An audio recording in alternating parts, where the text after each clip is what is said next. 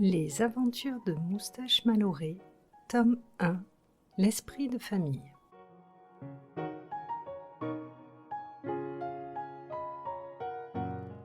Une histoire originale, écrite et mise en voix par Mademoiselle M.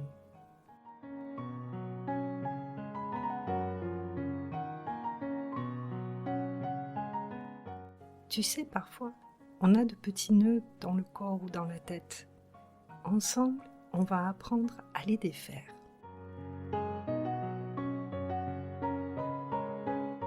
Serre très fort tes poings, serre tes muscles et avec tout ça, fais un gros nœud. Tiens bon quelques secondes. Maintenant, relâche tout d'un coup en soufflant. Sens-tu le nœud se défaire ?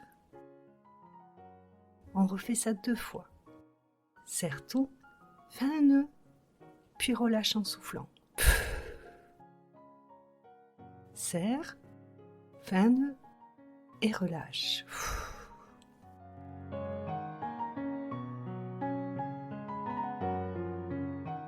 Voilà, ton corps est maintenant prêt et détendu.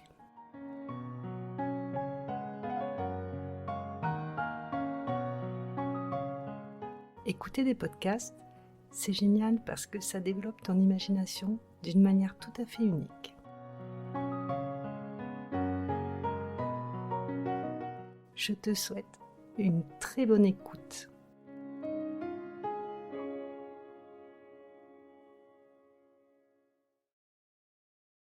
Chapitre 18 : De nouveaux appartements.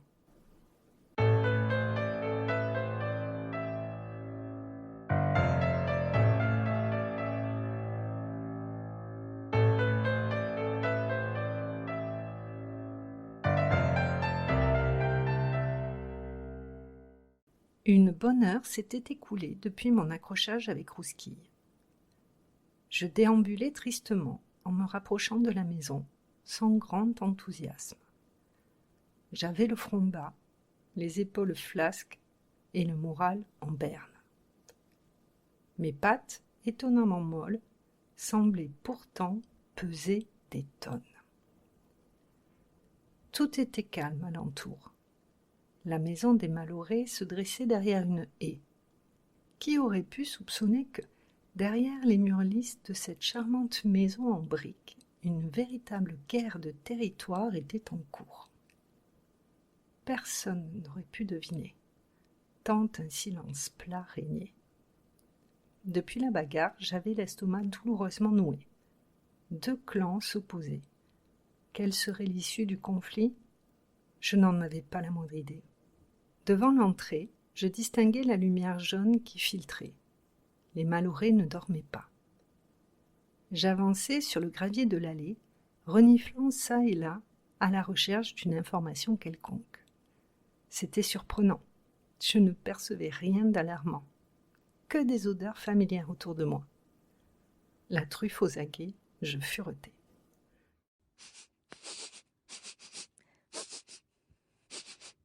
Si je n'avais pas moi-même assisté à l'arrivée de la trouble fête, rien de ce que je percevais n'aurait pu m'alerter, en dehors des volets roulants qui avaient été fermés et de la voiture qu'on avait déplacée. Elle était à présent garée sur le chemin qui descendait jusqu'au garage. Je commençais à m'inquiéter. Et si personne ne m'ouvrait ?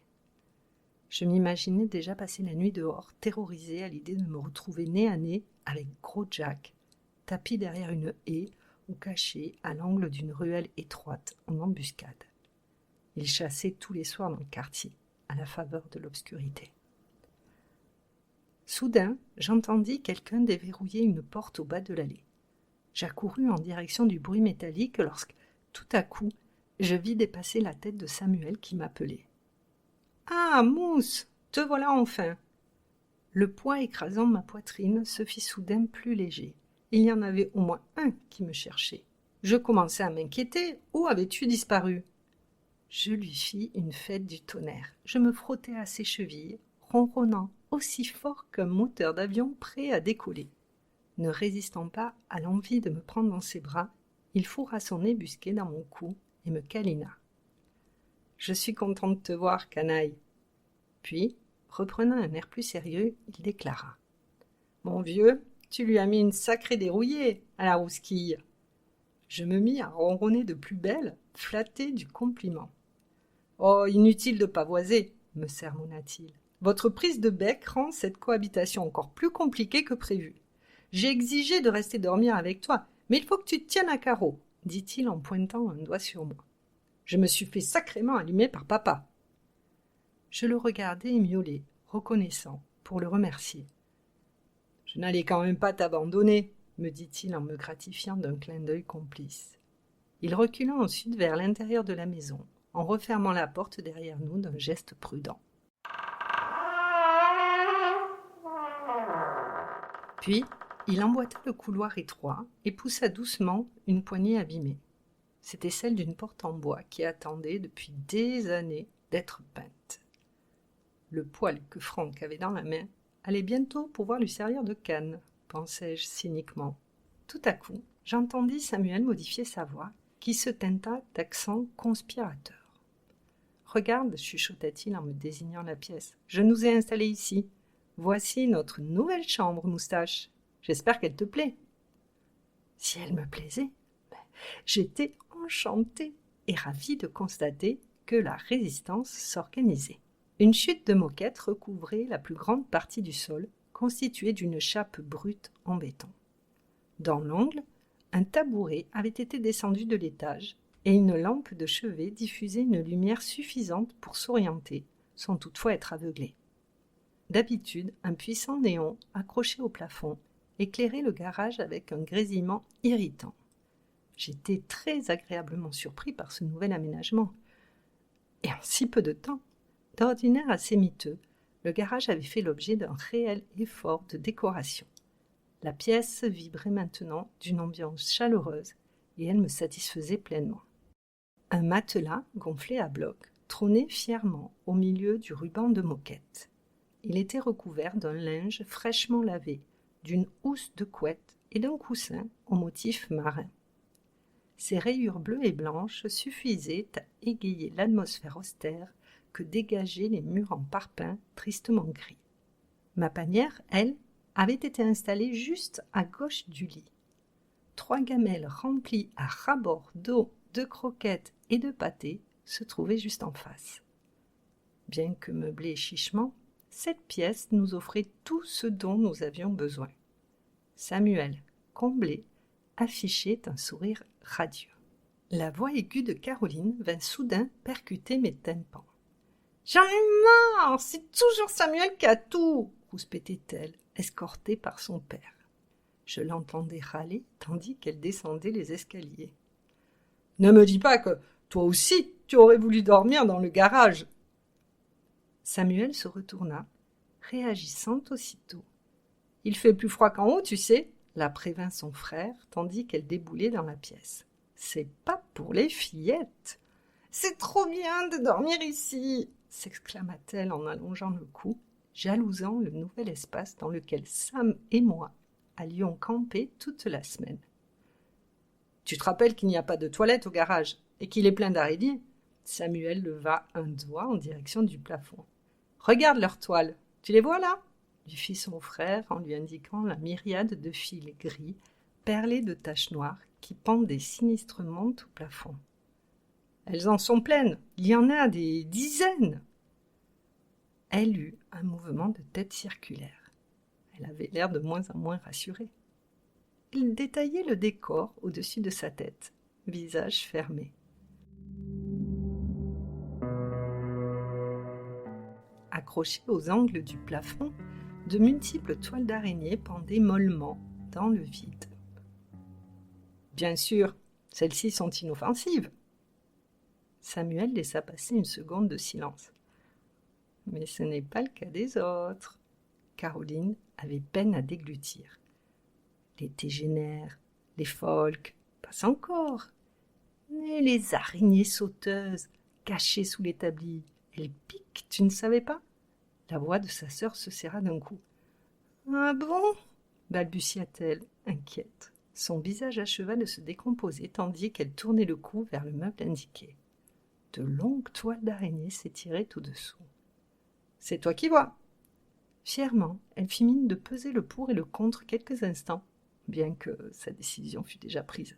« Bon, on verra demain. » Sam et moi échangeâmes un regard entendu.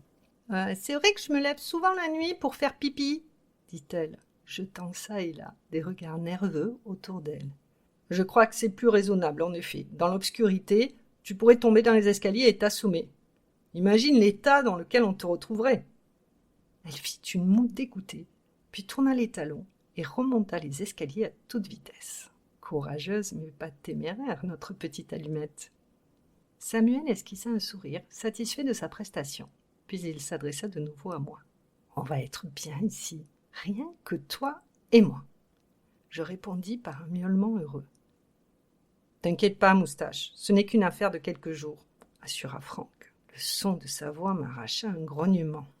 Il voulut m'adresser une caresse amicale, mais j'évitai son geste d'un recul rapide. Franck se releva avant de sourire, beau joueur. Il tourna la tête vers son fils. « Et toi, l'ado révolutionnaire, le grand redresseur des injustices félines, ne te plains pas si tu as froid.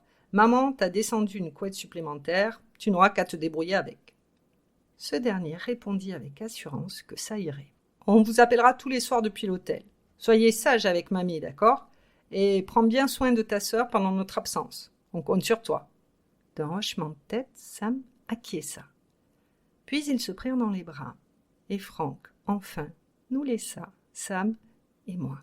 « C'est ça. Bonne nuit, Judas. » Samuel s'allongea sur le matelas de tout son poids. J'agrippai aussitôt sa manche et commençai à la mordiller. Mais ce dernier n'était pas d'humeur à jouer. Il se recroquevilla sur moi et me sourit d'un air navré. « Désolé, Moustache, pas ce soir. » Je lui adressai un regard étonné. À son visage froissé, je compris que, même s'il tentait de le dissimuler, la situation le préoccupait.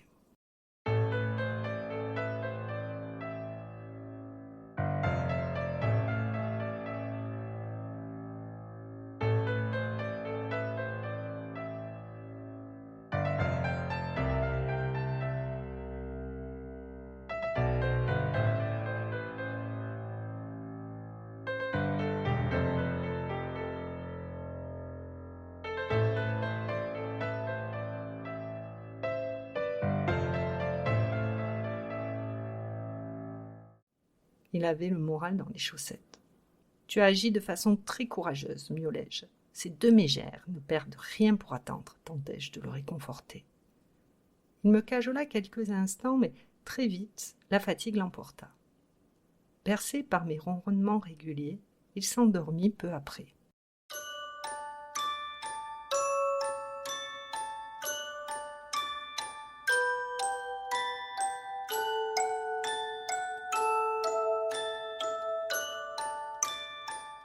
Moi, pelotonné tout contre lui, je me sentais plus apaisée que jamais.